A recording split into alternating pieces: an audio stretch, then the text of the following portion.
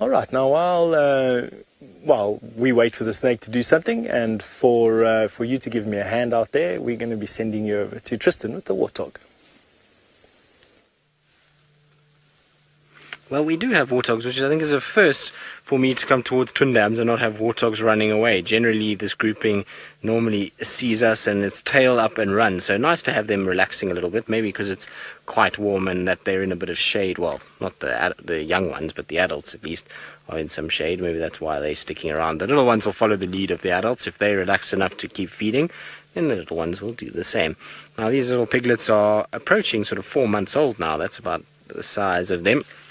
And there are in total there are 4 that I can see, and they're doing quite well. They're starting to get big enough and strong enough now to start evading the likes of Hosanna and various other leopards that will be after them. A male leopard loves a warthog piglet, and in particular Mvula and Tingana were the ones that used to go after them a lot. So I wonder where they are. Hopefully this will be good enough kind of bait, if you want to call it that, for Tingana to make an appearance and ease everybody's minds. That's hopefully what will happen. We're going to check Twin Dams, and the fact that these guys are here probably indicates that there's no leopard at Twin Dams at the moment, but you never know. I have had warthogs here before, and we've gone towards the dam wall, and behind the dam wall was a leopard lying there. Now I can see a couple little ones kind of just going towards their mom. You can see they're a lot more alert. The adult closest to us is still feeding and not too worried, but the one at the back is very alert, and the piglets are taking the lead from those adults. So every time you have a situation where the mom picks up the head, the little ones also do as well. Just watching them, I think they want to go, but they also want to stay eating this nice, nutritious green grass in the shade. They don't really want to leave it, but the feel will get the best of them, and then you'll find once one goes, they'll all start going, and that will spark a bit of panic, and we'll have a situation where little tails will go up, and they'll all go running off. Now, Linda, you want to know if warthogs make sounds that pigs, well, the same sounds that pigs do. So, Linda, you'll find that they don't make all of the same sounds, but they do sort of grunt, and oink is not, they don't really oink like a pig would do, but they do grunt, and they do make these kind of piggish-like sounds, particularly when they've been chased, or if they're trying to chase something off or fighting with one another. There they go, they're going off, and they do squeal as well, like pigs do. So if they're being caught, or if they are being chased and harassed and they feel like they're cornered, they will be squealing as well. So very much like a pig. But there you go, you can see them trotting off. Like I said, the tail will go up, and then they all start trotting. So as soon as one trots, they will do, and then they'll go disappearing into some thicker vegetation. Right, Viam, let's carry on. I think it's getting quite warm just sitting out here in the sun. The piglets had a nice shady spot, but we were stuck in the sun, and it's very, very hot. You also may notice that I'm filthy dirty now, and it's because we had the most stubborn branch ever in the history of mankind get caught in our axle, and it took us like 20 minutes just to get this thing out of the axle. It was very painful and very irritating, but we eventually got it out, and now I'm covered in mud from head to toe. But anyway, hopefully Scotty D is having a slightly cleaner afternoon than what I am so far, but let's go and find out what he's up to and where he's been. Did Tristan just say a cleaner afternoon than he is having? I'm not too sure how he's got himself into a dirty situation. Interesting. And another thing I'm not too sure about, I was off the vehicles hunting for more foam nest frogs, of which we found 2 more at another puddle. So very happy about the new discovery that it's easy to find these critters. But very happy to hear that Steph found that spotted bush snake, and it sounds like he had an incredible sighting of it with him. So good stuff. If any of you could tell me why Tristan is dirty, I would be very, very happy.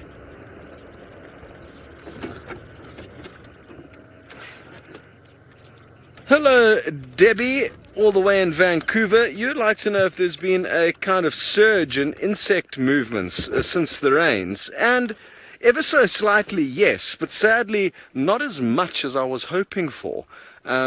No dung beetles have emerged yet.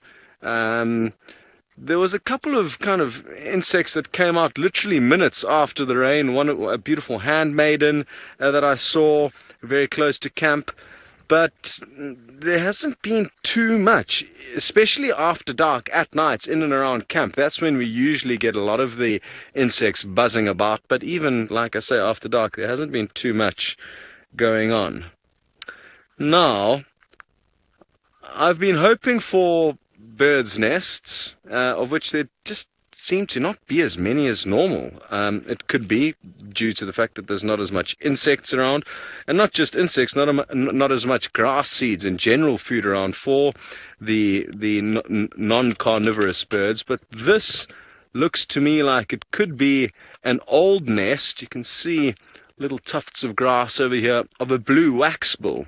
And I checked very carefully before I put my hand in there, because very often blue waxbills will build their nests in and around Vespid wasp nests, so they have their own private security. And I've been desperately trying to seek out one of those nests on all of our bushwalks, but no joy. It's been a little bit sad, actually, the fact that there hasn't been as much smaller life around, not nearly as much as there would normally be in a usual kind of summer where we have got more rain.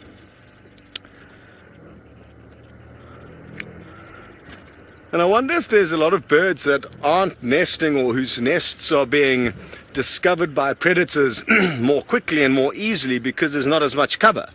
You know, for animals that nest on the ground like francolins, no ways. It sounds like, I don't know if Steph's found another snake, but there's a snake and a frog in the same place. Yeah, we definitely are still with our snake and our frog. Our snake that's been hunting tadpoles out of a foam nest frog's nest, and a foam nest frog on the branch, busy trying to avoid being dehydrated by the sun, I think is actually what it's trying to do, more than avoid being eaten by the snake at this current time. But nevertheless, a very, very pretty scene here. One that is very rarely and infrequently encountered in the bush. In actual fact, Rexon and I were just having a chat now, and in all my years and all his years, we've never seen a similar circumstance in the bush. So collectively, over 70 years of time in the bush, and the two of us have never seen this. So, unique scenario. Now, Ruth has helped us with some of that species list, so that we can discuss how many species of amphibian and reptile are in Djuma. There are 40 species of amphibian and 140 species of reptile in Djuma, which, sorry, excuse, Megan, if you wouldn't just repeat the exact total. Is it 37 species of amphibian and 140 of reptile or something like that? But Ruth, I just want to say thank you very much to you for helping us out with that. And it brings up our total of 34 amphibians, 34 amphibians and 114 species of reptile. Species of reptile and amphibian at Djuma, which is actually remarkable, to be quite honest with you. And it just shows you how well these animals are adapted to keeping themselves hidden and keeping themselves out of sight, because we don't actually see that many of them. We see a few frogs a year, we see a few snakes a year, but we by no means get anywhere close to that total at all.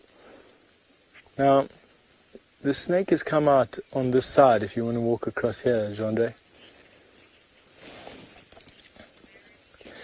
Now, Monique, you'd like to know if the frog and the snake are aware of each other. I don't actually think so, Monique. I think that the snake is watching us quite carefully. We're not bothering the snake at all, otherwise it would be making a dash away from its hiding place. But it's definitely keeping an eye on us. We're definitely close enough for that. That frog is just trying to not be dehydrated, holding its body vertically to the sun and completely white. It's that frog's natural pose at this time of the day, and mainly just to keep out of the blazing hot sun. There's snakes watching us straight up.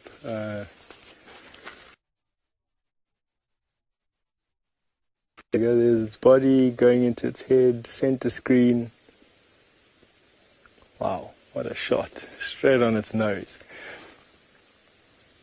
Now, this particular snake has binocular vision, which means that the head of the snake, the eyes of the snake, the vision overlaps, or the vision cone overlaps slightly, which gives it binocular vision, and it are situated slightly in front of its head, not to the side, giving it 360-degree vision. And Andreen, you'd like to know if we can tell by the markings on this particular snake if it's male or female. Andreen, no. Unfortunately, with this particular species of snake, the only way that you can diversify between the sexes is through a cloacal probe, and that is the common urogenital opening is shallow in a male and relatively speaking deeper in a female, and there's you have to probe it, for lack of a better word, to find out the sex of these snakes. It's very difficult to sex them elsewise. Unlike the boomslang, which has males which are bright green and females which are brown. I think it's about time that we move on from the snake. I think we've been in its environment for long enough, so we're going to leave it alone. Hopefully it finds the snake. In any case, it's going to be digesting a belly full of whatever it's caught, and an end to an absolutely fantastic sighting. So thank you for that. And we're going to move on. So while we're doing that and finding something else, we're going to be sending you over to Ralph in the Mara, and we'll catch up with you in a little bit. Thanks, Steph. And well, everybody, I've returned here to where these musketeers are sleeping, because it's that time of the day when the sun is slowly starting to dip towards the horizon, and with that comes an increase in a bit of a breeze, and so the flow of air as the land starts to cool down, and the movement of pressure and high and low pressure starts to make the wind move a little bit more. So the idea is that they would be a little bit more active, but looking at that picture now, it doesn't look like he's going to be moving anytime soon. But lions can change very quickly. Now, Romit, you want to know if Scar still holds a vast territory? Well, it surely seems so, Romit, because these three male lions, they tend to move quite a bit. They do cross backwards and forwards over the river from the Mara Triangle back to the Greater Mara Reserve and vice versa. And it seems that there's no other males that do hang around in these areas where they move, so they're pretty dominant, and I think all the other males that do come anywhere near them, I think, disappear very quickly. And I would put my money on these three taking the Chitwa boys. Just from looking at the size of their mane and their front quarters, it's a little bit difficult to see from that perspective how big this male lion is. But just from what I've seen, I could be wrong, but I definitely think that these three are a little bit stronger than the Chitwa boys. But they might be more wily, who knows. But I think this Scar leading these three is a very big ally for them.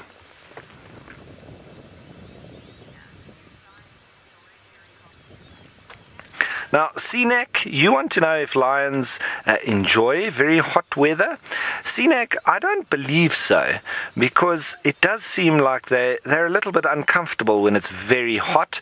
Now, when we were here earlier, it was probably about 5 degrees Celsius hotter than it is now, probably about 10 or 15 degrees Fahrenheit hotter, and they were breathing a lot faster, their tongues were out, their mouths were open, and so already with it cooling down now, they do look more comfortable and probably enjoying their sleep a little bit better. It's more comfortable, so the more comfortable you are, I would say the better you sleep. So that's my feeling, because they can't be enjoying being with their heart rate increasing and having to breathe a lot more in trying to keep cool. So I do strongly feel that lions are way more comfortable when it's cool, and even when it's cold, especially when they want to hunt. Being very cold is probably very advantageous for them. Very high metabolism equals very high heart rate, and that means when it's very hot, they can exhaust themselves very easily. There's no exhaustion going on right now, however. I think merely fatigue and enjoying the nice slumber that they're busy with. But as I was saying, their behavior can change very quickly, and they normally, when they do start waking up, there's a lot of yawning that goes on, also a lot of stretching. And so we're going to sit here and hope for the yawning and the stretching. But while we do that, let's head you on down south to South Africa. And Tristan, who's got some very pretty and some of my favorite birds. Well, we've got a very, very cool picture of some little bee-eaters, a very hot little bee-eater, as you can see by its beak being open, but they are sitting right on the dam wall of Chitwa, and it's probably the best view you could ask for of bee-eaters. Look at that, nice and close, and you can see the beautiful colors on these guys. So they've got that olive green back with a little blue eye stripe, black through the eye, and then a yellow throat. And they're one of my favorite bee-eaters. We see them very regularly because they stay here all the way through the winter. They're not one of our migratory bee-eaters, but generally are very flighty and very difficult to actually get close to.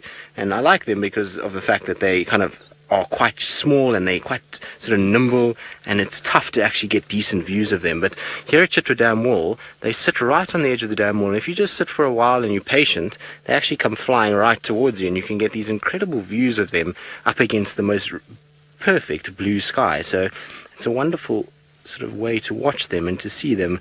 I'm very, very glad that we stopped here for a bit, because they've slowly but surely come. I can count now 1, 2, 3, 4, 5 of them in total that are around, which is a lot of different bee-eaters together. Normally you would see only a few of these little bee-eaters together, normally pairs. Very seldom you see them in big groups. Bird life, probably not just yet, Richard. I haven't seen any sort of migratory birds that have changed too much. What I will tell you is that the lack of rain has affected a lot of our bird life. So we have had very, very few of the carmine bee-eaters this year. We've also had a number of the cuckoo species go quite quiet. So I've hardly heard the red-chested cuckoo, not very much from the black cuckoos either this year, and so they've been quite quiet. And I wonder if now with this bit of rain we might get a situation where it will start to kind of cause them to come out a little bit. You also saw a couple of people coming past, so we're just waving to them, just saying hello and seeing what they're up to. They're just starting their safari. They're leaving Chitwa Lodge. Now you can also see that I'm behind Chitwa Dam Wall, so I'm coming to look for the leopards that we are trying to find. One is a birthday boy, the other one, well, his dad, who is MIA at the moment, and so we're trying to find him. I did just find tracks for a male leopard coming out from this area, but it's not fresh tracks. They actually have got a little bit of rain on top of them, and so VM and I are just trying to work out when was the exact last drops of rain that we got, because they are quite deep, which means they were either during the rain or they were just after, and then we had a little sprinkle that just kind of topped them off. But I know James had Hosanna, was it yesterday morning? It must have been yesterday morning was when James had Hosanna. So I wonder if we didn't have rain last night. I can't remember having rain last night, but here the tracks are coming out from this area. So I just want to have a little look here quickly.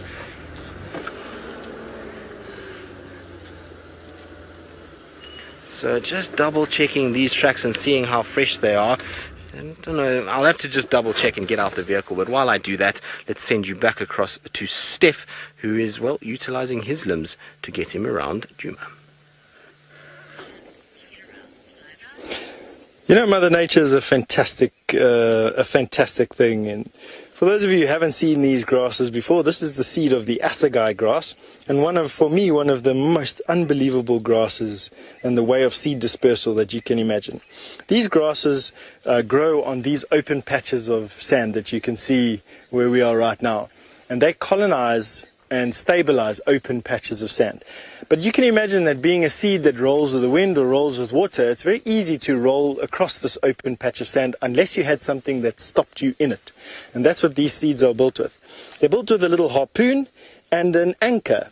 Now, modern ship anchors, if you think about what a modern ship anchor looks like, you can almost imagine that that looks the same. And then all of those little hairs help anchor it onto the ground, but it has another very, very awesome feature in that it can bury itself in the sand. So it can put itself in the ground. Now what I'll do is just carefully take out one of these. Well, let's just lick both. And I'll introduce some water as if I was rain.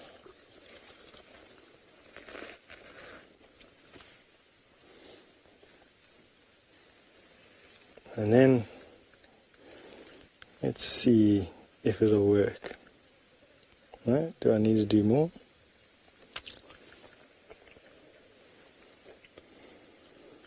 When they dry out in a... You can see it turning here. So what I'll do is I'll just hold it up and let's see if you can see it turning. Just get rid of... See it turning slowly? I know you might be thinking that that's turning, that I'm busy turning it, but I can assure you that I'm not turning it whatsoever. So when the rain comes, the seed basically uses its anchor and drills itself into the ground, thereby colonizing a flat piece of soil. And obviously grass helps to slow other debris down, and water, and then other grasses, other more climax species of grasses will and should be able to germinate, and therefore stabilizing that patch of open ground and stopping soil erosion, which is Mother Earth bleeding. See how it's turning? It's cool, eh? See if we can speed it up a bit. It's a very humid day, and so you probably find that there's a little bit more water and you can see it speeding up. Now on a very dry day, when the humidity is a bit lower, you can get these things clocking at quite a rate. But on a very humid day like today, there's enough atmospheric moisture to actually influence the ability of the seed. But you can definitely see with a little bit more saliva on it, you can see it turning itself and unwinding itself. Interesting, eh? So that's the assegai grass. Now I can tell you that doing it that way, so fat side of the grass to the thin side of the grass in your mouth, doesn't do anything to you. I know you say grass is so clever, and I must agree with you totally, but something that I learned as a young guide, which I'll never ever forget, was with this grass. I had taken a piece of grass like this, so you can see the hook and the anchor. I had taken a piece of grass like this, and I decided to lick it, holding it at the thin end, and licking it towards the fat end. Now not only did these spines get stuck in my lips, but this grass seed came off. You can see the grass seed detaches itself like that. The grass seed came off in my mouth, and the anchor and the grass itself on my throat, and it was for a massive effort. I sat there with my fingers down I managed to just get the grass seed before it went out of reach. Otherwise it would have gone down my gullet and embedded itself in my digestive tract somewhere. The design of this thing is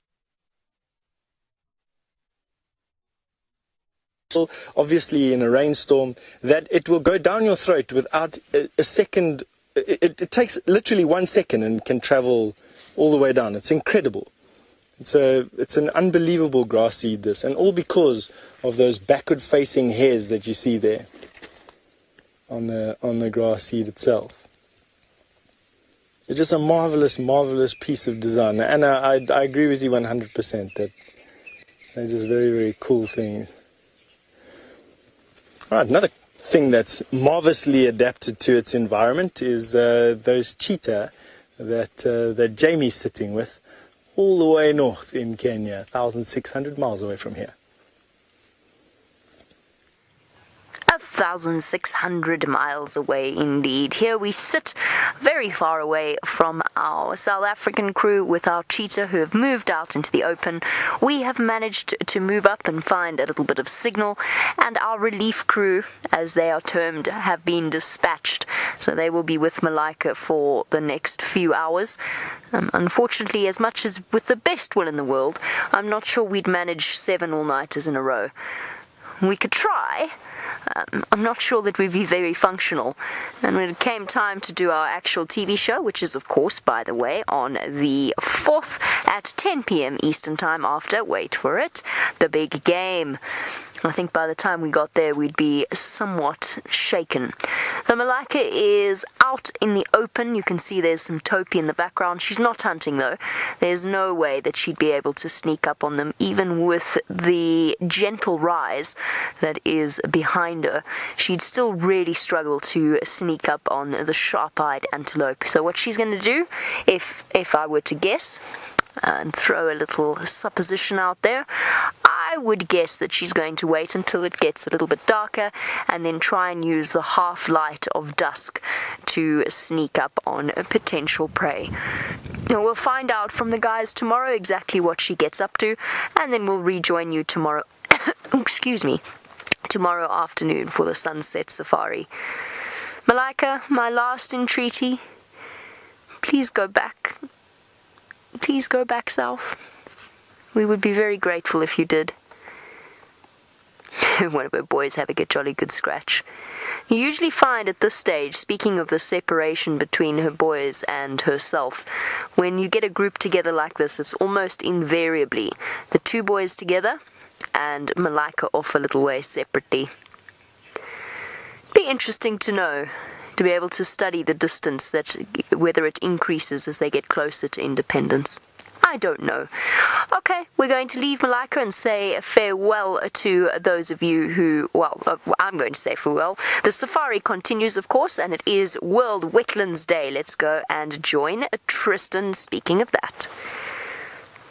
We are in a wetland. We're behind Chitwa Dam Wall, and we're just sitting admiring all the movement that's taking place, and not in the form of sort of animals that we really pay much attention to normally. So there are dragonflies absolutely everywhere. So they're going up and down, flying all along this wetland area. And because we've obviously had a bit of rain, it's topped it up, and that's really spruced things up and allowed for these guys to go absolutely crazy. And so because we're facing towards the west and the sun is behind them, you just see the wings being caught every now and then flying about. And most of these look like keyhole gliders, which is a type of dragonfly we get. There might be a few tiger tails in here as well. I haven't seen any tiger tails yet, but I would imagine that there might be 1 or 2 of them. You'd probably find some banded groundlings that will also be inside in this sort of grouping, but most of them look like keyhole gliders from what I can see. It's obviously very difficult to watch dragonflies and damselflies in the hot weather because they are very amped up and they move a lot when it is very hot, but when it starts to cool down, then they start to sit and you can start to ID them a little bit better. Aaron, you're wondering what is my favorite thing about spending time in wetlands? Well, Aaron, I think the thing is, because of the area that we tend to operate in, there's very little in the way of wetlands that actually sort of run in Djuma and run in this area. And so for us, it's just a different place altogether. And we have a situation where we, see different species of insects. Oh, see, we're stalling, which is not good. We don't want to be long part of the Marshmallow Club, so we'll just get it into low range so that we can just ease out of here. There we go. And so it's different species that we don't typically get to see, different insects, different types of frogs that you'll get in here. Even the birds often are very different. So there's, you get chances of painted snipes and these, the nocturnal night herons that we've seen here before, and various other little things that go around. So I'll just stop here and see if maybe we can see other little things moving about. I did see some green-winged patilias earlier. There was a few firefinches flying around as well. So those are types of birds that often hang around in places like this. I would imagine we'd also get quite a few green-backed chimeropteras in a wetland like this. Now, I was talking about different birds. This is an area where the painted snipes hang around quite a bit. They like this little section. Lots of vegetation for them to hide in. I would imagine this would be a good place for crakes as well. So you'd find things like maybe African crake or spotted crake, Ballion's crake. There's a couple of different species, corncrake like Brent once saw on Cheetah Plains. All of those could potentially be in places like this, so it's a good place to come and check. It's also a good place for water for some of the animals, so things like leopard like to be in this area because of the shade that they've got and the availability of water. Now, Sinak, you want to know if there are animals that are only found in wetlands. So here at Djuma, no, because we just don't have enough wetlands to actually sustain only that species. But if you go into other parts of the world, then yes, most certainly there are wetland specific animals. So if you go into sort of the animal side of things like puku or lechwe, which are a type of antelope species that you get in Botswana, so you find that they are wetland restricted, they don't go away from wetland areas. Then you've got, what else have we got? Bird-wise, shoebills are wetland species that Brent and Jamie went and saw recently in Uganda. So there's a few, but here in Djuma, none that we know of, or that we really have because of the lack of wetlands that we've got. The odd migratory bird might come in, so you might find a situation where you get some of those crakes, like I say, or you'll get something like the painted snipes. They're not migratory, but they'll kind of sit in these kind of places. Right, now, while I go through the rest of this section and see if I can find any sign for our leopards, let's send you back across to Ralph, who I believe has got a lion, but I couldn't hear if it was sleeping or hunting, but one of them is what it's up to. Thanks, Tristan. Well, this lion is definitely sleeping, and well, he rolled over a minute ago, which was all very exciting because we got to see him stretch a little bit and then flop over, and his one leg stayed up in the air for a little while, and then well, that's the position he now rests in. But with that, I would like to just remind everybody how special it is with us here on Safari Live, because you get to cut to different locations within Kenya, on the Mara Triangle, and then over the river on the other side to Jamie, and then we cut all the way back down south to South Africa with all the wonderful guides down there and all the things that they're finding and sending through to you that you can watch. Because if we were on a real safari here, you would be sitting with me watching these lions, and we very often then decide to move on because, well, there's only so much photography you can do with sleeping lions, and well, there's so much else to see as well that you do get impatient and eventually move on. But then you miss the kind of things that we are able to bring to you because we are able to sit in one spot with these lions and wait for them to actually start being active. Whereas on a real safari, as I say, we would start to move off. Now, I wonder if he's just heard me saying how lazy he is, and maybe he wants to show us that he's not. Hopefully that's the case.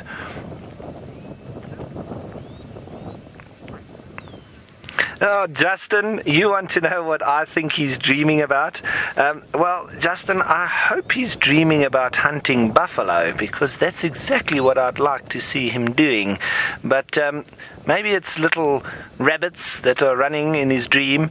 It always amazes me how animals can sort of seem like they're running in their dreams, and their little whimpers and almost running motion type things that they do while they are sleeping. But very interesting. It would be wonderful to know exactly what they are dreaming about. But I'm sure being a lion, it's chasing something, or maybe it's being chased. Maybe they do have nightmares.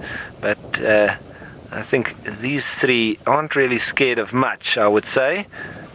With a nice, strong coalition like this, all three very big males, the potential is endless of what they could do, what they could hunt, and what they could achieve in terms of territory. So it is absolutely fascinating, and I'm very happy to be part of the team that is now being able to hand over to the next, that we can see what these three get up to over the next few days. It's going to be wonderful to see. And hopefully they don't cross over onto the other side of the river. That would just make it a little bit difficult for them for us to follow them. But if they stay in this general area, we could see all sorts. And the hyena den is not far from here, so there could be a bit of interaction there as well. Now, while I sit here with these sleeping lions, hoping for them to get up, let's head you back down south to South Africa once again to my friend Tristan, who has got something very beautiful to show you. Well, we've found ourselves a bird that is pretty much a wetland individual. It hangs around mostly wet areas and drainage sections, and it is a Burchell's kukkel. This is a fairly young one. You can see the barring on it and a bit of the streaking on the neck area, and it's bouncing around in these tambuti thickets behind the dam wall and making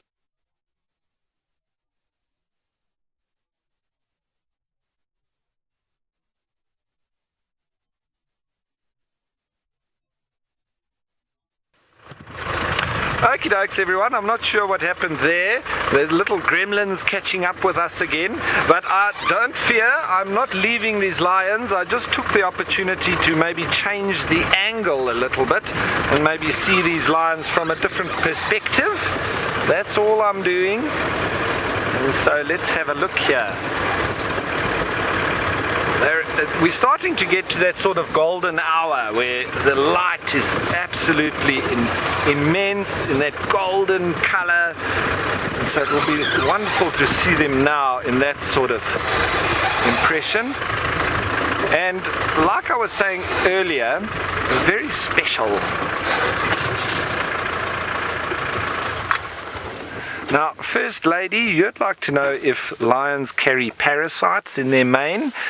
First Lady, I'm sure they do, and I've seen a lot of lions with a lot of ticks, and obviously with there being more hair, there's more place for the little parasites to catch onto. Now, lions are reasonably hygienic, but it's difficult for them to get around that neck area because of the logistics involved. And so they've got to try and bend their neck to get to it. So generally you find the hair is reasonably well groomed, but I would imagine that there's fleas and ticks and all sorts inside there. It's just a little bit long for us to be able to see inside, but I would definitely think that it's full of parasites. But it doesn't seem to bother them much. And you know, also the parasites, they do have their life cycle. So once it is complete, they drop off, and so it goes in probably cycles where they get quite itchy and then it disappears and maybe comes back again. But it doesn't seem to change too much in their behavior. There's not too much scratching going on. And look at that. Is that the abominable scar? It looks like it to me. That really looks like him from this perspective, albeit that he is upside down. It does look like him, unless I am mistaken, but that is the clearest view that I believe I've had of this particular animal, and I am guessing that that is Scar himself, one of the most famous lions around in the Masai Mara, and his three-man, or well, including him, three-man coalition of the musketeers. Looks like he's also got quite a nasty wound on the back of his leg there. But lions are often full of wounds like that, surface wounds, lots of scratches and bites and so on. Normally fighting around food, sometimes around females, but they generally heal rather quickly and it doesn't really affect them at all. They obviously just want to protect their eyes, which is very important.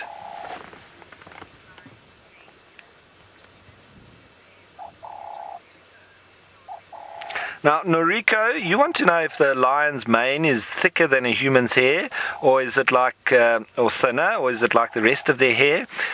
Noriko, it's slightly thinner than the rest of their hair, but well, it depends on what kind of hair you have as a human, because some people do have rather sort of thick, frizzy hair, and I would equate it to some of the thicker, frizzier hair as humans have.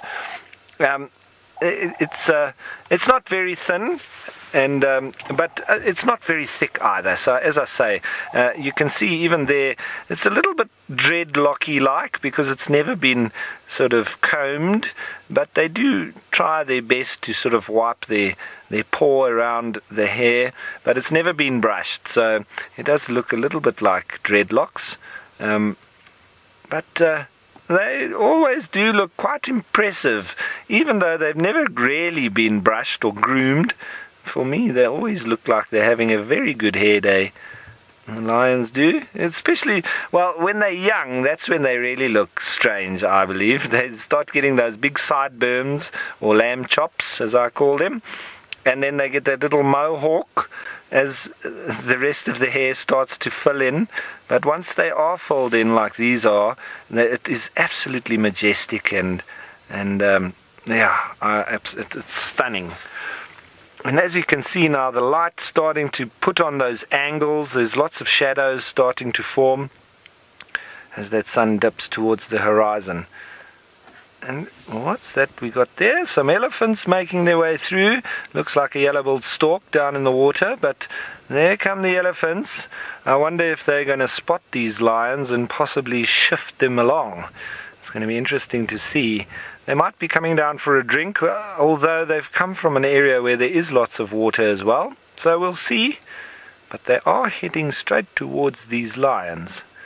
However, they are still quite a way off. So we'll wait and see what happens. And that's the beauty of being out here. And another thing that is special about us being out here, there's nobody else that's allowed to go through the night. We are the only ones, as well as us also being able to go off-road. And speaking of that, Manu and I had to go over the river yesterday to arrange some logistical and operational things. And, well, you guessed it, we got nicely stuck. So we had to practice using our high lift jack. And in the Masai Mara, something quite special is that there are hardly any rocks. So when you do get stuck, the point is when you use a high lift jack, you normally want to lift your wheels up, get some rocks underneath them, and get some traction. But around here, there's no rocks.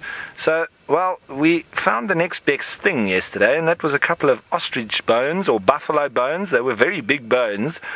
We lifted up the vehicle, and we got the bones underneath, and, well, we found the traction that we needed, and we got out. And in the end, it was mission successful, but what a mission it was indeed, and lots of fun.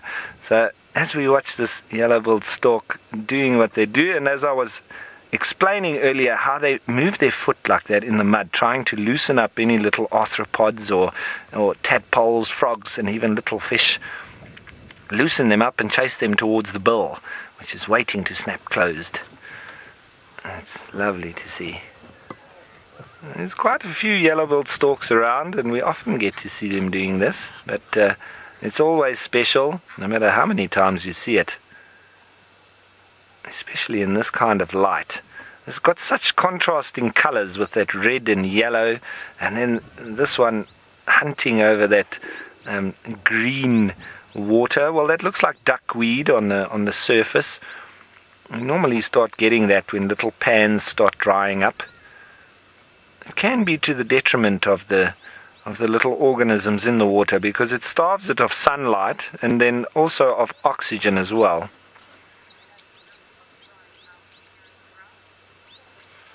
Now, fork in the road, you want to know, or squawk in the road, I think it might have been, you want to know if these little pans are at risk of drying out, if there was a drought. Yeah, they can do. And you can have all sorts of little creatures which are prepared for that drying up, or desiccation as we call it, drying up, and then they might burrow into the mud. Oh, we've got some Egyptian geese making a bit of noise as they fly over the lions. You know that is also an alarm caller. I don't know if you heard that, but if that was humans sitting out, they also do that. Egyptian geese very often give your position away. And they were flying across silently, and as soon as they flew over the lions, they started making a very big racket. And so that's the Egyptian geese warning all the other animals that these lions are around. Now, that wound looks quite fresh. So if it is Scar, I wonder if his scar is actually open or if it is a different animal. And so as we sit here with these beautiful male lions, as well as the little riverine system running next to it, we're going to send you on down south to my friend Scott, who I'm not sure what he's got, but I'm sure it's exciting. So, I'm not too sure what you guys have been up to for the last 20 minutes or so. I've been moving through some thick vegetation off to our right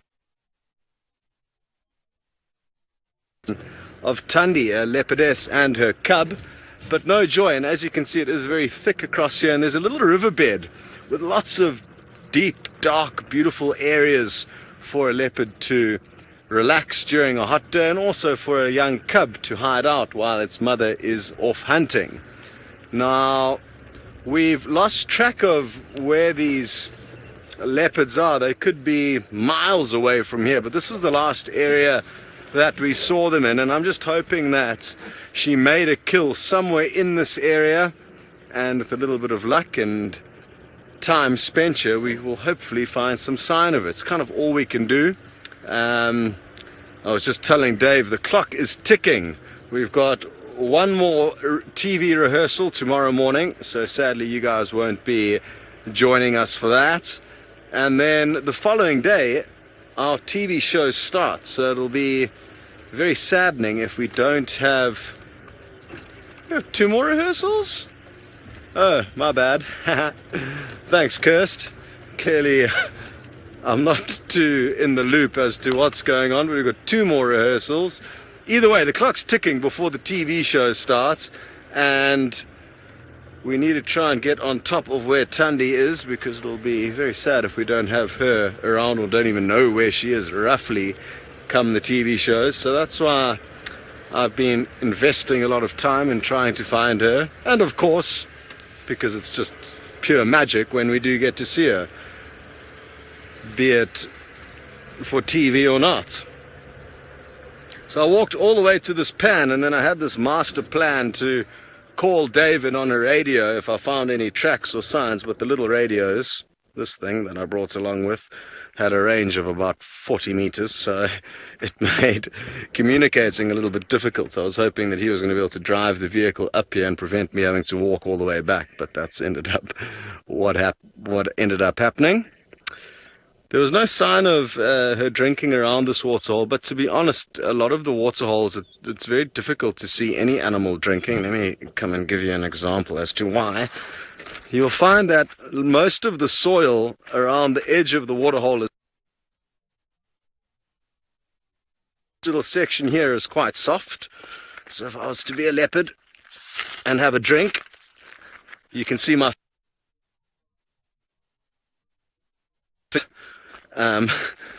and that's just the only sandy section though, whereas over here, let me try and be a little bit more graceful. So here I'm coming down to drink, but you can see no real finger marks or depressions, and I was pushing down quite hard there, a lot harder than a leopard would have been. So for the majority of this pond, even if a lion came to drink, it would be very difficult to see. And a lot of the soil around here from the recent rain has become like concrete. It's very hard. Even where I step here, it's very difficult to see many tracks being left behind. So tricky business. Bit of a catch-22 at the moment. We need more rain, but half of me doesn't want any because it makes tracking so difficult. A little bit selfish, I guess, considering we're in a drought.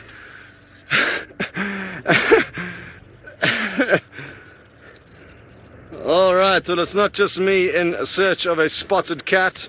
It is also Tristan Dix. I'm guessing he's going to get lucky before me. He's got some serious skills when it comes to finding these animals. So why don't you go and see what he has to say about his quest for Hosanna.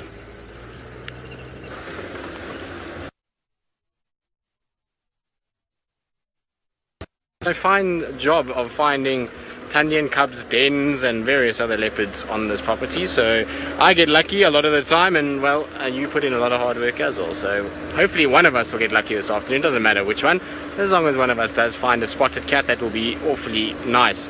But as Scott was alluding to, it is very difficult. The tracks are very, very, very difficult to see. It's hard. Look, strain your eyes to try and find it. So I think it's going to be one of those situations where we're going to have to possibly bump into something as we go. But that's the best thing about safari, is that even though it's difficult when it comes to tracking and when the rain falls, at least you have the opportunity of seeing things that are smaller. And so the frogs are out, the snakes are out, seeing all kinds of other little things. And so even with a bit of rain, it doesn't matter too much. Now, let's try not get hit by a marula on the head while we go underneath here. That's very good. Now, you must also remember that our TV shows are coming up in the next few days. In fact, it is on Monday that we start, so on the 4th of February at 10 p.m. Eastern Standard Time until the 8th of February. It's going to be a 5-episode thriller, is what I'm going to call it, and hopefully the animals are all just having a rest now before that comes along. And with it is also the chance to win a African safari for 2, which is all very, very exciting, and hopefully you'll come out here and you'll have lots of luck, whoever it may be, and you can find out how to get involved with all of that on natio.com/safari live. All the rules and regulations will be going up on Sunday, so that's when it will all go up, and so you can check that on Sunday, and then you'll be able to kind of find out how to participate. And like I say, maybe you'll get lucky enough to be able to get a trip all the way out to Africa and see many amazing things. And that's the thing, is like I was saying just now, is that even if you wanted to come and see something like a leopard or a lion, it's always good not to close yourself off to just those things, because there's so many magical things out here that make up this ecosystem than just those big animals. Right, well, talking about big animals though, it seems as though Ralph is having a wonderful time in the Masai Mara this afternoon. He's seen lots of interesting things, and he's got the biggest of the big that are with him at the moment. Thank you, yes, and they've got beautiful sets of tusks on them as well, but they're not very old elephants, are these 3. Looks like 3 young males that are probably just starting their bachelor life. Maybe that one on the right's a little bit older than these 2 on the left.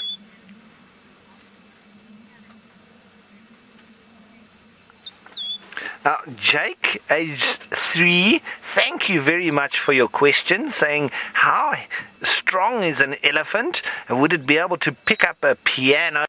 Well, Jake, I think that they'd be able to pick up a piano very easily, because I've even seen them pushing vehicles up and down and on side to side. So I think a piano would be very easy for them to lift up. And I've seen them throwing very big logs and branches and pushing over trees. So I think they'll very easily be able to do that with a piano. But that's an interesting thing for them to actually pick up. I wonder if elephant have ever actually done that in the wild. Somebody left their piano lying about, and the elephant came past and threw it out the way. I'm sure that would have been quite irritating to them. But these elephants are slowly making their way towards the lions, who are not too far from them at the moment now, and they're drinking and eating some grass as they go. I don't think they've seen the lions yet. The wind is also going the other way, so this might be quite interesting as they come now towards these lions. They're facing straight at them, and they can see pretty much what we can see, can elephants. So they're more than capable of being able to see these lions now, but they're still slowly making their way towards them. I wouldn't be surprised if there's going to be a little bit of funny business going on in a minute. The elephants might wake them up from the slumber that they're in and chase them off. But they might also be a little bit more clever than that and leave them alone, because 3 male lions like this, I would say, are not to be messed with, because they could be quite dangerous to one of these younger bulls. and they could even potentially kill one and eat it. I've seen lions hunting elephants, and this is the kind of sized male elephant that they would go for.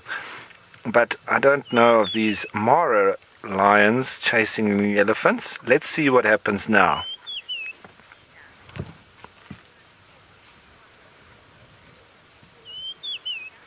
Now, Sinek, you want to know if the stork would maybe go on top of the elephant?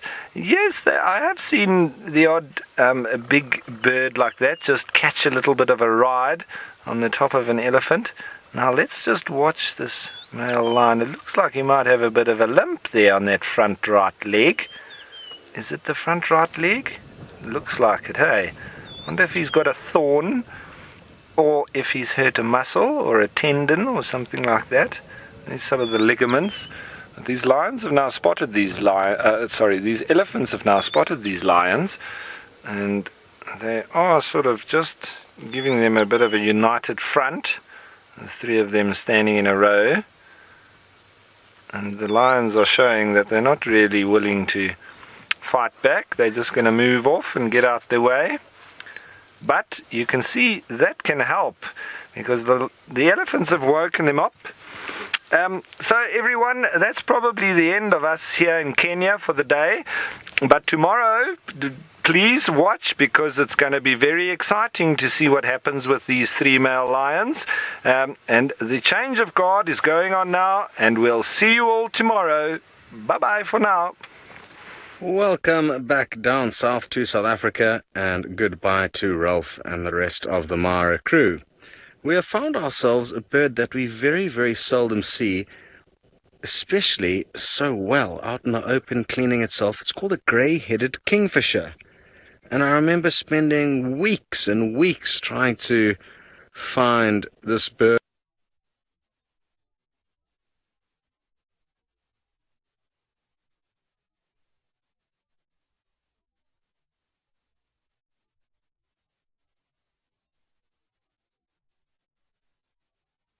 Forgotten his name. Yes, Mike in Florida. Thank you, Kirsty. What happened to Mike in Florida? Mike in Florida, are you still out there? Because I haven't heard from you. If you are still watching. Now, it's not the only kingfisher that's around. Across on the other side, there's two more. Dave, just down to the right of the dead tree. You've really got it. Oh, you're ahead of the game there. Now, this is the wood lily at this time of the year. I'm hoping I think it is. Usually they're for an evening bath, and as far as I can tell, that one's only had one. So it could take off at any stage, crash land into the water, and then head back to a branch where it'll kind of preen itself, and it'll pop into the water again, do a bit more preening. Come on. There's only one way to keep our cameramen sharp, and that's to give them random little challenges like this one. There's actually two kingfishers. There's one also up into the bush to the right of that. So we can further complicate Dave's life by giving him not one but two to focus on that could possibly come down to the water's edge. Come on. It's a bit early for bath time. I'm surprised. Maybe it's the heat that's causing them to bath a little bit earlier than normal today. Usually it's at around kind of 6 o'clock that they start bathing. So in about half an hour's time. But I guess the main thing to remember when out in the wild and working on Mother Nature's schedule is that she doesn't really have one. Or at least most of the animals that live out here don't. They'll have vague kind of guidelines that they work towards, but nothing set or cast in stone, not nearly as much as our boring lives. Only kidding, not everyone's lives are boring, but our lives are quite routine and monotonous compared to that of the wild animals, and I'm sure compared to how we used to live when we were still dwelling in the old caves. Wouldn't it be nice to be able to turn back the clocks and see what we would prefer, the current day and age that we live in, or when things are a lot more simple for us? Oh! Well, it didn't go for a bath, so we'll let Dave off. It doesn't count. Alrighty, let's have one more look at this grey-headed kingfisher. It's still just sitting right here. Nice and close, and considering that I spent so many days and hours hoping to find Mike in Florida one of these, it only seems like it makes sense to sit and enjoy this fairly rare bird.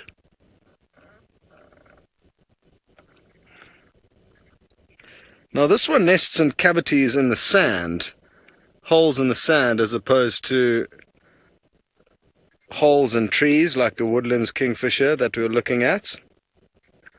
Jenny, you'd like to know if these kingfishers are distinguishable by their plumage between male and female, usually the males being more bright.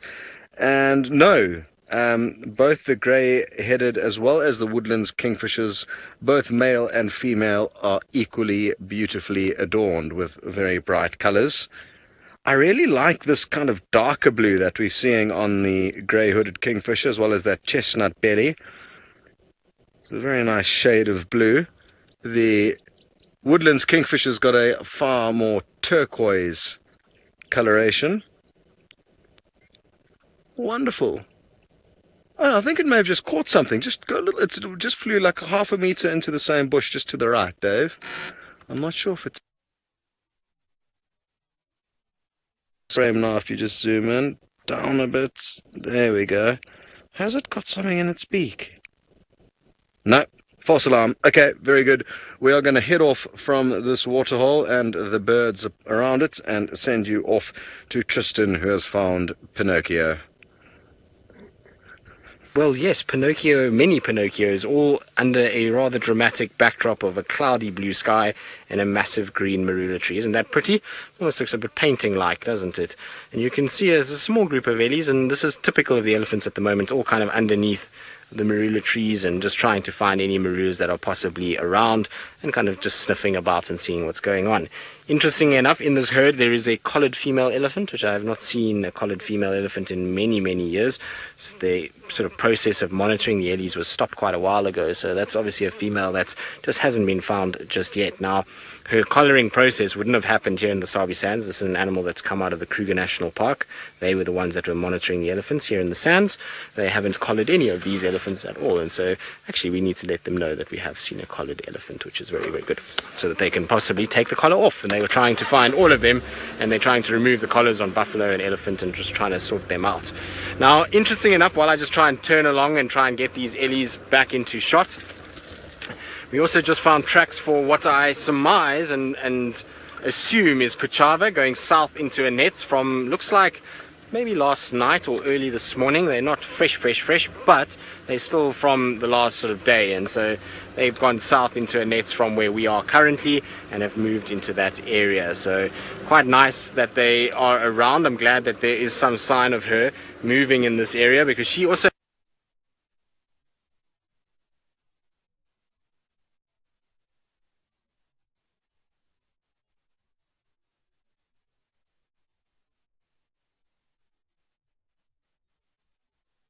hopefully that's the case.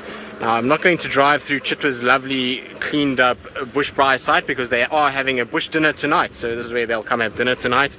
That's their little circle, and they set up lanterns and all kinds of other things. So I'm just going to quickly get around to these ellies before they cross into a net. It's just over here, and then we'll get one last view of them crossing the road and out of Chitwa and into a net.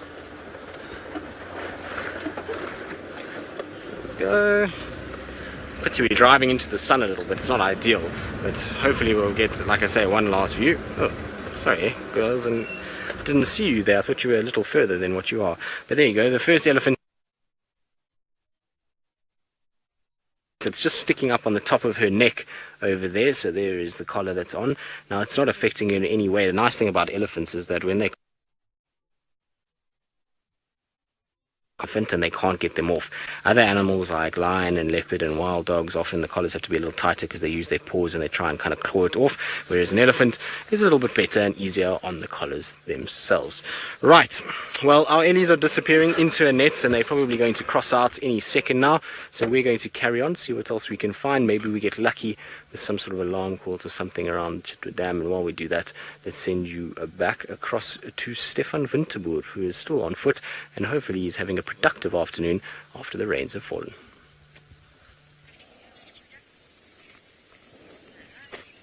It's such a beautiful afternoon. It is productive. Sky over there. The sky, we've had some rain recently, and the rain has washed the dust out of the atmosphere, and it's left us with this absolutely beautiful sky. That is now a summer sky like we yearn for in winter here, and what we speak about. Bright, bright sun, nothing dimming the sun's brightness, no refraction in the atmosphere at all. Some nice clouds, nothing building up yet. You'd think with a day as hot as what it is, as what it has been today, that you'd get some cloud building up on the horizon. That is also quite typical. Feature in January, February, where after boiling hot days like this, then we have thunder showers in the afternoon. But it's not to say that it won't come. Quite often you also have those midnight thunder showers where hold on, Jandre, you're going to reverse. Look at what Jandre was about to reverse through. I don't even think his mighty calves would have managed to get past that. What was I talking about? Oh, the midnight thunder shower. So on a hot day like this, if the clouds don't build up in the afternoon and you get a thunder shower as the sun goes down, you sometimes get these midnight or early morning thunder showers, and they can be just as awesome as what the afternoon ones can be, at least. A bit nerve-wracking. I must be honest, today I've been developing a runny nose, and I don't know what it's from. I don't feel like I've got the flu coming on. But it could just be because everything is flowering. All right. So what we're going to be doing is, I'm being told that there's a bit of picture freezing going on, and so what we're going to do is go on to Tech Loop to fix it. Don't go anywhere. We'll fix it pretty quick, and we'll be right back.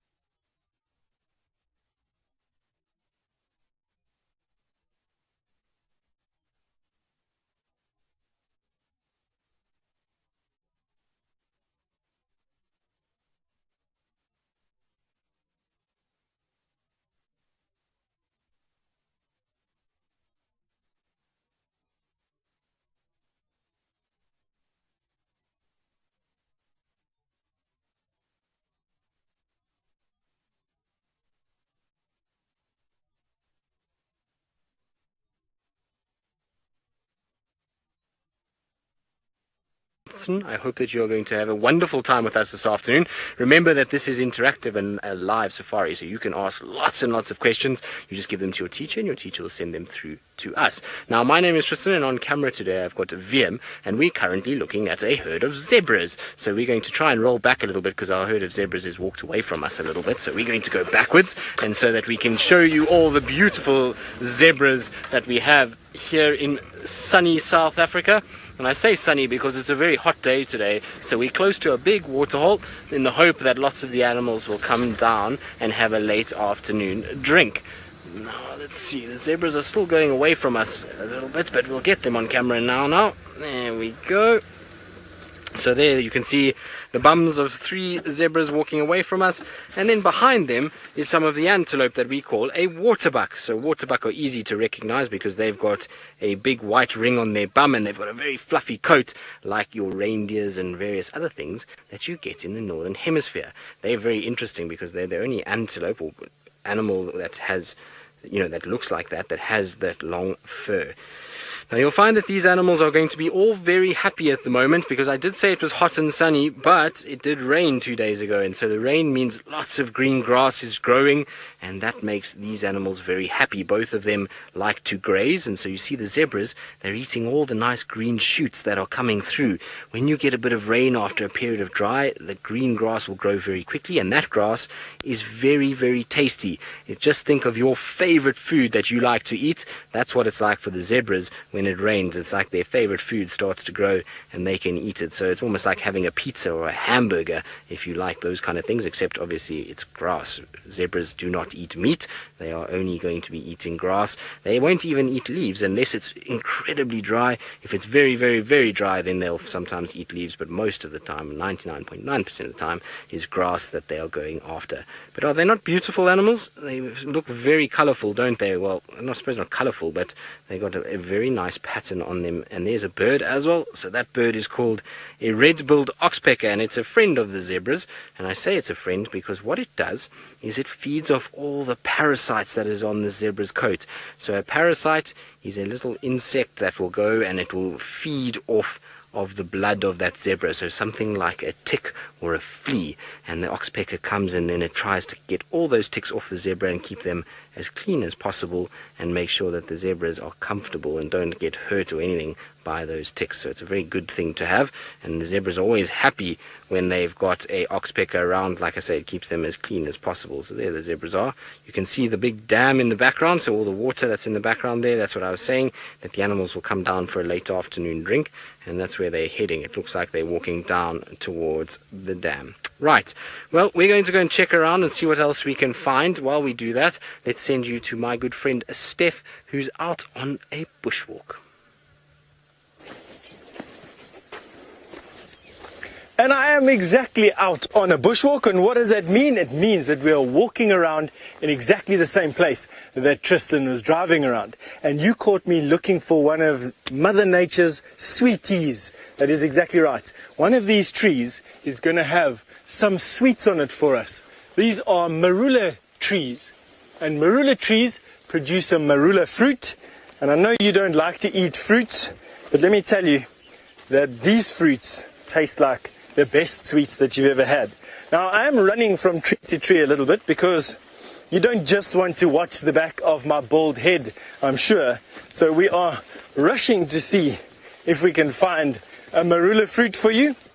And we got to watch out that we don't bump into elephant. And that's because elephant also love to eat marula fruit. It's one of their favorite treats this time of the year. It's February. And from February to March, every year, the marula trees drop their fruits, plop, plop, plop, the whole day, the whole night, and they just drop their fruits. And I'm looking for one now. This tree doesn't have any. Yeah, here we go. Hopefully this has some ripe fruit on it for us. Let's see. No? Just green ones. You can see over there. Not very. To show you one. But before we carry on with that, let me show you a termite mound. Now, I know you get termites where you stay, you might have heard your mom and dad speaking about the white ant that eats your house from the inside out. Well, that big mound of sand over there is not a giant sand castle. That is made. If we can see some of them.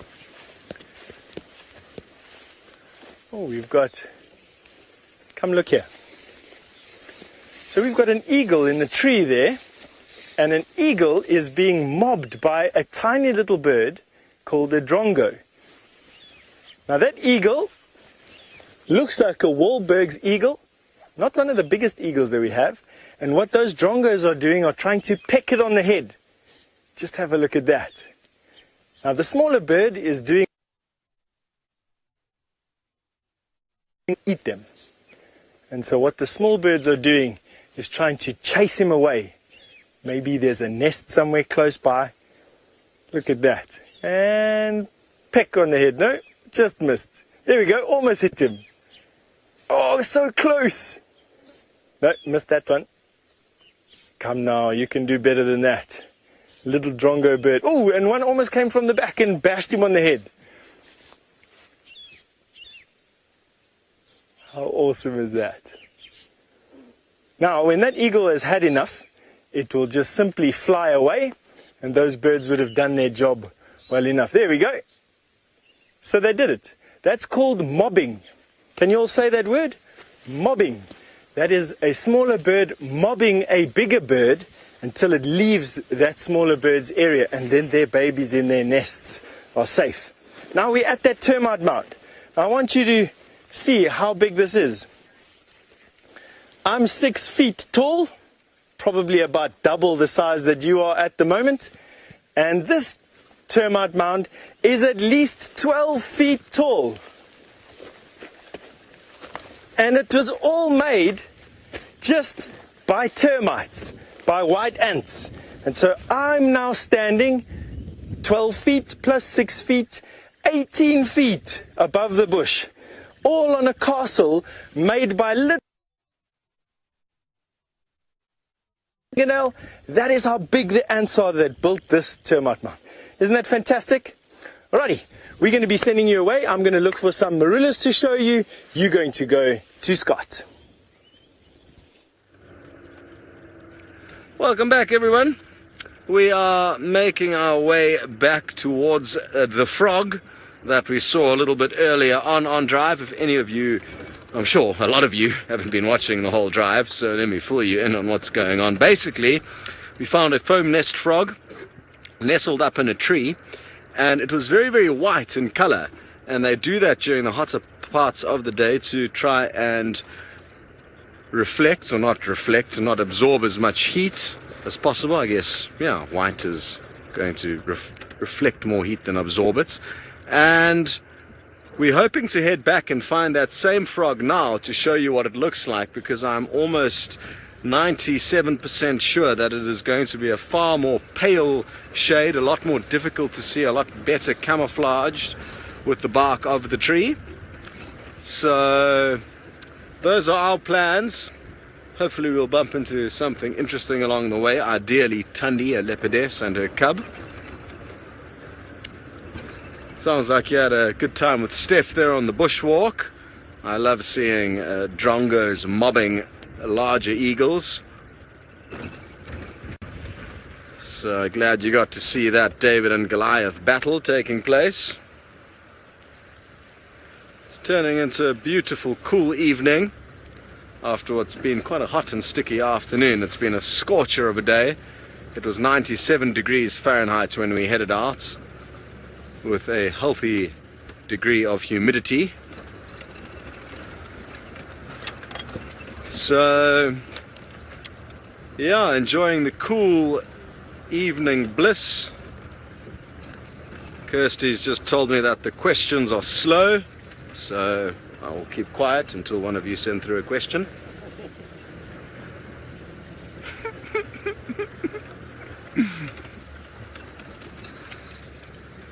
And I'm not too sure if the school is still watching, but they haven't sent through many questions, so we're happy to answer any of your questions. Sorry, I should have said that before. putting my finger on my mouth. But yeah, we're no longer prioritizing the school because they seem to have disappeared. And it is open to anyone. Oh, we have found something incredible. It's a leopard tortoise. And it's a monster. Hello. What a mighty fine shell you have. You are probably the biggest leopard tortoise I've ever seen in the Sabi sands. And it really is fascinating how their size varies throughout southern Africa. Down in the Cape, they get quite a lot bigger than this.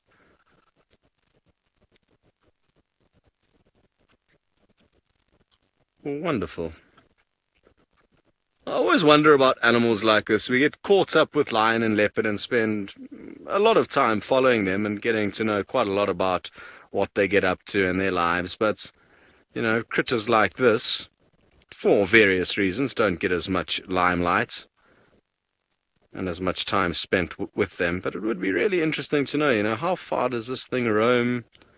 When last did she lay some eggs? I'm guessing it's a female. The females tend to get larger than the males.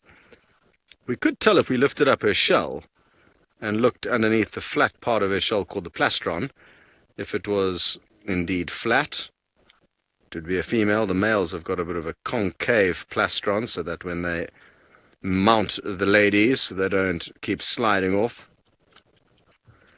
Joy, you would like me to guess as to how much I think this one weighs. And I would say about 3 kilograms. I'm very tempted to pick it up now, but even then it would be pointless because I don't have a built-in scale in my brain, and my guess would probably not be too accurate. But I would guess about 3 kilograms. They are quite heavy. Beautiful. Now the reason why we don't pick them up is not because they can attack us, but because when they get scared, they sometimes urinate to try and prevent. Because it's abnormally dry at this time of the year, I don't want to cause it to flush out any liquids that it doesn't really need to. So we'll leave her be. They've got quite nice grip on their feet. As it moves around there, you'll see quite a few little kind of almost studs that it has, as well as toenails, so well armored. And I guess those little kind of studded parts are the only kind of parts that will be revealed when they pull their legs in. So it's got a kind of studded armor sheathing to help prevent anything ripping their legs off.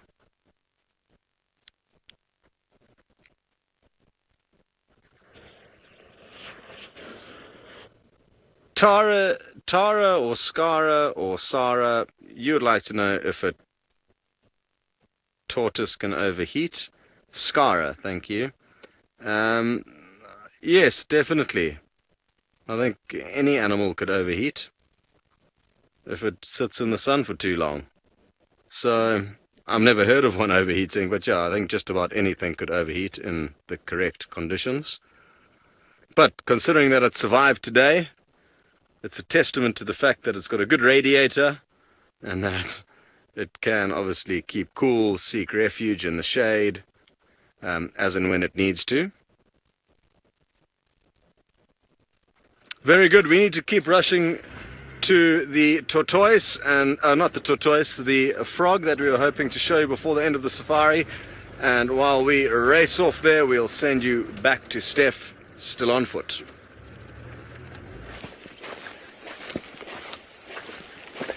It is a beautiful afternoon, late afternoon. Golden light has been coming through the trees. I'll show you now where we are.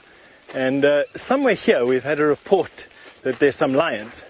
Now lions, as you may know, are schizophrenic things. That means that they have one personality sometimes and another personality at other times.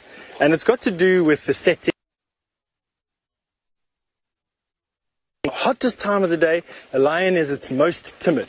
In other words, you can walk up to a lion and 9 times out of 10 they'll jump up and run away from you. A lion is a completely different animal. Quite often a lion will then walk up to you to come and investigate exactly what you are and what you're doing in their territory. And it's at sunset that shift happens in their minds. They go from being animals that don't want confrontation and will move away even if we walk up to them, to animals that will actively seek to have a look at what you're doing. And so it makes walking around in places like this quite dangerous at this time of the day. So you've got to keep your ears and eyes open. Lions are quite difficult to see, as you can imagine. Trying to see a lion that is hiding away in bushes like this will be a very difficult thing to do. And usually the only thing that gives a lion away is them growling at you. Now, if you've ever heard a helicopter coming from a far distance away, a lion growl sounds exactly like that when they start to growl. It sounds like a helicopter from far away. You almost feel it before you hear it. And you don't quite trust your senses because you don't know if it's a car or if it's a helicopter or if it's a lion. And then what will happen is the lion's growl will get louder, and then it's unmistakable. It's one of the most frightening noises that you've ever heard in your life. And it's meant to be that way. Lions' growls are meant to be scary. They're meant to be scary to one another, they're meant to be scary to other animals, and they're meant to be scary to people. And what a lion will then do next is rush out of wherever he's hiding. And sometimes they rush out at you, other times they rush out in a different direction. But what they would quite often do is open up their mouth. So they go from a camouflaged animal that is this tawny, camouflaged, tan, neutral color, and their mouth will exhibit black lips. And they have black lips, and they've got beautifully white teeth and red and pink gums and tongue. And they'll open up their mouth, and that flashes that color at you. It flashes the red, it flashes the white, and it flashes the black. And those are all warning colors in nature. And so the loud noise, the big animal, the flash of color is meant to stop your progress towards those animals. We're quite scary as human beings. We're the most scary predators on the face of the planet. And so lions have learned a long time ago that to stay safe, they need to be quite scary back. And so what we're going to do is slowly make our way down this road and down this path and see if we can see these lions without getting scared or without scaring them too much in return. And hopefully before the end of the show, we can show you them, or one of the other guides can. All right, you're off to Scott. He's got something cool to show you. See you just now. We have got into position with our froggy friend, and if any of you, I'm hoping there's some of you that were with us early on the safari, because it's quite fascinating how much it's changed color. Take a look at this. It's not as dark as it's going to get, so I can assure you if we come back here tomorrow morning, which I'm in all likelihood going to do, we will see that it's going to blend in very, very well with the color of this tree. But I'm sure a lot of you will already agree it's already darkened quite a bit since we saw it when it was much hotter a little bit earlier on. Now, for those of you who were not with us earlier on, it's important that we show you the nest that this frog was probably involved in either building or fertilizing. And it's that big ball of white foam over there. And that's how these frogs get their names. They're called foam nest frogs and or the grey tree frog. And I guess grey tree frog isn't really applicable because in the middle of the day they are bright white, as we learnt earlier. And thankfully these ones have built their nest in quite a good spot because it's above the water. Sadly, quite a lot of the time they'll build the nest above the water, and then the water hole will shrink, especially these small ones. They can shrink quite quickly, and then the poor tadpoles that once hatch fall out from that foamy nest and plummet not into a deliciously refreshing pond, but into the dry dust, and obviously that's where it ends for them. So interesting stuff. The Jersey lady, you've remarked at how it really has changed color from before, and a good lesson that it's not just the chameleons that can change color, but also certain clever frogs. How cool. Imagine if we could change color. It would probably make our planet a lot more of a piece. Wouldn't have to deal with racism anymore. Huh. But I don't think that's likely, everyone, so we're going to have to devise another technique to work around that. Marvelous. We have quite a few more frogs today. It's been a massive breakthrough for me, and that it's really easy to find them, especially if you look for them in the hotter parts of the day in the right area. So I'm happy I've learned something new, and a lot of you were right here alongside me as we discovered these wonderful little tricks of the African wilderness. Very good. Sounds in the hope that he is going to track down the mating pair of lions from this morning. Well, we are trying. I just thought, I forgot completely that there was a mating pair, actually, to be honest. Got so kind of stuck in the leopard-looking search and didn't really think about it until I was kind of wondering what I should do for sunset and remembered that they were around. So we've just come into the area apparently where they were left was somewhere near here, and so I'm just having a little look. I see there's vehicle tracks all around this section, so just trying to see if maybe, just maybe, they came for a drink, or if maybe they're somewhere lying in these thickets. There's a little path that takes us to the left here that I would imagine is where they might have gone. I don't see any tracks for them here. I don't see any sign of them just yet, but you never know. Maybe we can get a little last minute honeymoon action like we did yesterday with Scotty. So we'll just see how this goes. It's going to be interesting to see where they've ended up. You know with Amber Eyes that sometimes she can walk quite far. It's not always a case that she stays. Kind of have your wits about you when you're looking for her. She tends to move quite a bit. The thing is I don't think Nhenha would have gone too far. So let's just see. It's been a really hot day, so I doubt that either one of them has gone a long way away. There they are, right in front of us, and they're busy mating. Ha! Look at that. Wildy, are you ready? Look, there we go. There's two lions walking straight towards us. That was really easy. Far easier than I first thought, that's for sure. But they look like they might be heading to the pan. So that's really good news. I wonder if we're going to get a nice drink from them. And when I come in... Oh, they're going to mate. Hold on, Wildy. We're going to get a rear end shot like we did yesterday. Sorry, guys. Not the most ideal shot, but there we go.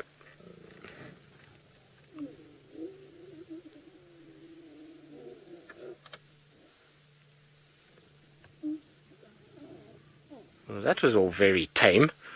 What's going on here, you two? Normally when lions mate, there's far more in it than that. That was pretty poor, if you ask me. Nhenha, are you tired, boy? Has it been too much over the last few days? So it is Nhenha once again. You can see the little equal sign over his nose. It's going to be a nice big yawn as well. And beautiful teeth. And he really is a pretty male lion. He's got a beautiful... Friday for Djuma is saved. It is indeed. We have managed to save the day with last-minute lions as opposed to last-minute leopards at this stage. But he is looking manes of the Birmingham boys. Him and Nsuku, I think, have got the nicest manes if I think about it. And the colours of both of their manes is very nice. Got a lot of blonde in it, and there's a bit of dark now around the chest area. And he really is an impressive specimen. What I think I'm going to do, though, is I'm just going to reposition slightly so we don't have to film just the back of them.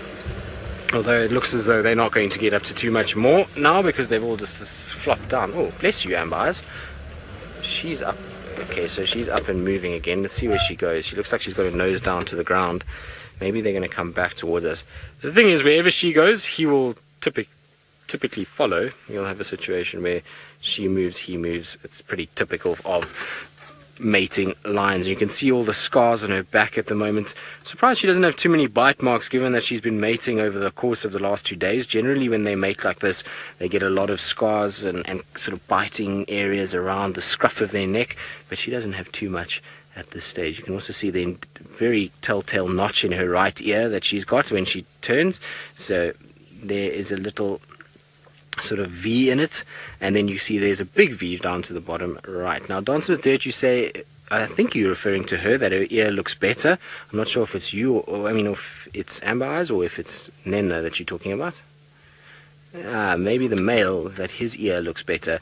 Well, I didn't know that he was carrying an injury. It's been a long time since I've seen Nhenha. The last time I saw him was before I went on leave, so I didn't realize he had an ear injury. Was it his right or his left ear that was damaged. Hopefully it was I don't know which one actually. They both look just fine from where I'm sitting. Obviously quite tough to know what's going on because you can't see too much through all of that mane, but everything looks quite healthy on both of them. They both look as though they're in really good condition. Could do with the meal, but definitely not skinny by any stretch of the imagination.